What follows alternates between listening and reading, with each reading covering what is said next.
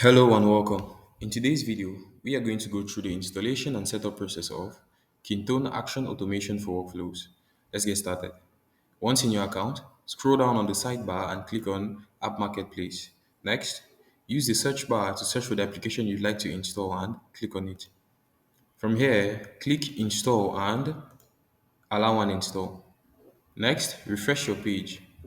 When the page is fully loaded, scroll down on the sidebar and click on the custom page of the application you just installed. On this interface, we have a series of tabs. The first tab is the documentation tab, which contains information about the application.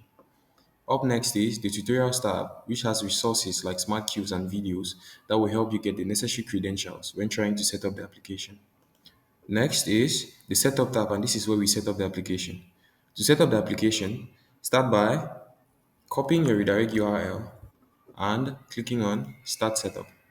Next, head to your developers portal in Kintone and click on the settings icon. Next on users and system. From there, click on oath and add oath. Give the oath a name. I think here is okay. Fill in the client's name, paste your redirect URL and click save. Next, click on the edit icon.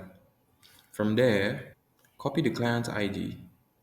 Head back to your account and paste it where required. Next, copy the client's secret. Head to your account and paste it where required. Finally, copy your domain, head back to your account and paste it where required and click complete setup. And as you can see, the application has been installed and set up successfully.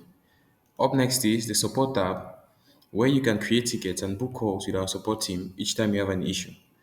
Finally is the changelog tab, which keeps you updated with any changes that have been made in the application.